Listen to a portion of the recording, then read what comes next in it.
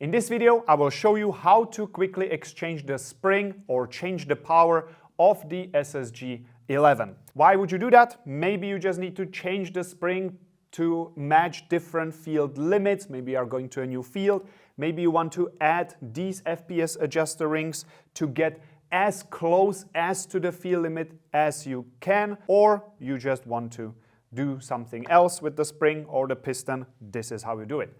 First, we will remove this one because we will need it, and we also make sure that there is no magazines and no BBs inside of the replica.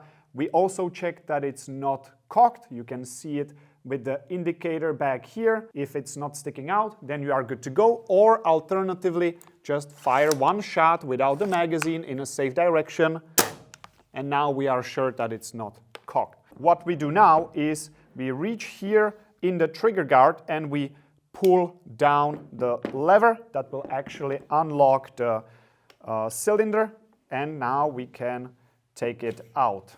We just do it like this, and we have this thing out. We can set this aside because everything else that we need is right here. We will use the fake magazine as a tool to undo the end cap or the cylinder head. If you, for some reason, don't have this, maybe you lost it, alternatively, you can take an Allen key, you can stick it in one of the holes, and that will provide enough grip to actually get it going.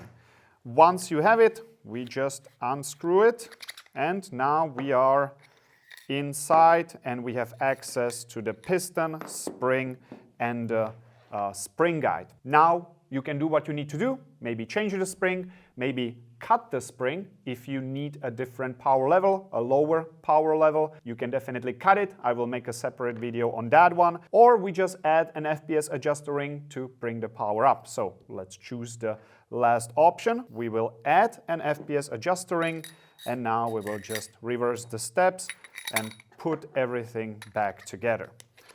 This is how we can do it. Get it going.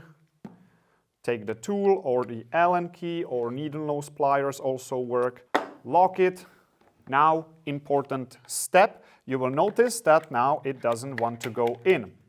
We need to pull this all the way down and put the bolt back in place. Don't forget to lock it, and now we are ready to fire again.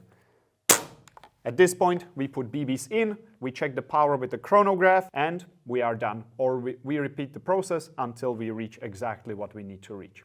All right? That's it. That's how fast it goes.